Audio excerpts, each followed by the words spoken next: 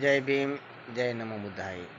હું એક એવા વ્યક્તિને ચેલેન્જ આપું છું કે જે કાયદાની અંદર ભણી અને ગણીને હોશિયાર છે તેવા અધિકારીને પહેલો તો પ્રશ્ન એક આ કરું છું કે તાલુકા વિકાસ અધિકારી સાયલા, ત્યારબાદ આવે મામલતદાર સાહેબ, એની નીચે આવે સર્કલ સાહેબ, એની ઉપરી અધિકારી આવે પ્રાંત કલેક્ટર, એની ઉપરી આવે જિલ્લા વિકાસ અધિકારી તથા કલેક્ટર, સીએમઓ, જિલ્લા વિકાસ અધિકારી. તમામ અધિકારીને માત્ર મારા ગામનો વિકાસ કરવા માટે બધા કટિબદ્ધ છે. તો એક પ્રશ્નનો હલ આજ દિન સુધી, આજે માત્ર 2001થી 2026 થયા છતાં પણ એક ગામ તળની જમીન છે તે ખુલ્લી નથી કરી શક્યા.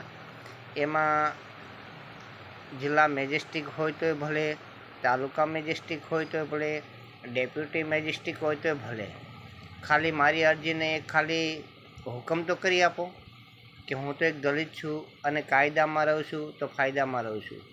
મારે કોઈ અધિકારી અથવા કોઈ નાગરિક સાથે વાંધો નથી, પણ જે હું મુદ્દો લઈને બેઠો છું એ મારા ગામના હિત માટે. કારણ કે મારું ગામ અભણ છે તો એને પ્લોટની જરૂર છે, આંગણવાડીની જરૂર છે, પ્રાથમિક શાળા છે, પણ એને રમતગમતનો ગામની અંદર જ જો મળી રહે બાળકોને રમવાનું તો જંગલમાં જવાની કોઈ જરૂર નથી. અને પોસ્ટ ઓફિસની પણ જરૂરિયાત છે. તો પંચાયતની 1 એકર જમીન પડેલી છે તો એ કોઈ દબાણ લોકોએ કરેલું છે તો એમને આપો ને. કારણ કે સરકારી પંચાયતના રેકોર્ડમાં ગામતળની જમીન પડેલી છે. તો મને એવું લાગે છે, મારું એવું માનવું છે કે અધિકારી રહ્યા ને એ ગિસ્સા ગરમ કરતા હોય. તો આ વિડીયો એવો વાયરલ કરો કે જે અધિકારી છે, ભ્રષ્ટાચારી છે, જે રિશ્વતખોર છે, રિશ્વત લેતા હોય એવા લોકોને માઠું તો લાગશે, પણ એટલું જ યાદ રાખજો કે આપણા દેશની અંદર ભ્રષ્ટાચાર બંધ કરવાનો હોય છે.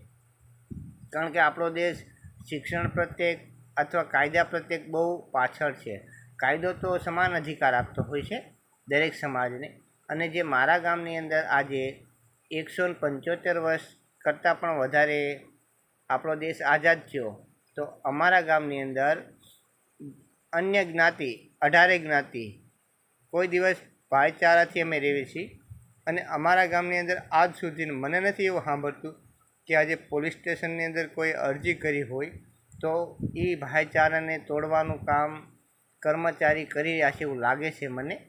તો મારું તો એટલું માનવું છે કે 2027માં સંવિધાન જે લાગુ થયેલું છે તો 2027માં જે સરપંચ આવે એને હુકમ તો કરી આપો. કારણ કે જો મામલતદાર હોય કે ટીડીઓ સાહેબ હોય કે ડેપ્યુટી કલેક્ટર હોય કે કલેક્ટર હોય કે જિલ્લા વિકાસ અધિકારી હોય કે પછી જિલ્લા મેજિસ્ટ્રિક હોય કે અથવા સીએમઓ હોય, તો આ જો પંચાયતની ધારા નીચે જે જમીન છે ગામતળની એ ખુલ્લી કરાવી આપો તો હું માનું કે આ લોકોનો પાવર છે. નકર તો માત્ર એક એવું સમજું છું કે તમારી કરતાં મારે તમને શું વેલિડ કરવી એની મને જ ખબર છે. પણ હું તો ઘણા વર્ષોથી અધિકારીઓને જોયા છે, જાણ્યા છે, પણ એવા અધિકારી બનો કે તમારા આવનારી પેઢીઓમાં કદી દવાખાનું ન આવે એટલું વિચારજો.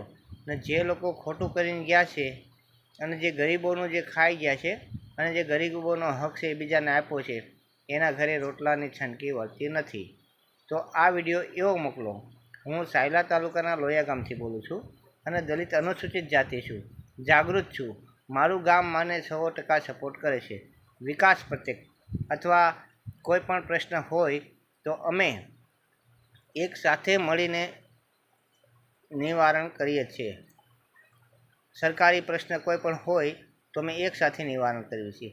ને આજ દિન સુધી મને કોઈએ એક નાની જ્ઞાતિ હોવા છતાં દીકરો અથવા ભાઈ અથવા સંબંધથી જાળવીને જ મને પ્રશ્ન કરેલો હોય છે. તો આવું તમે અધિકારીઓ ન કરો. કારણ કે તમે અમને ન્યાય આપો તો અમારા ગામનો વિકાસ જ થાય.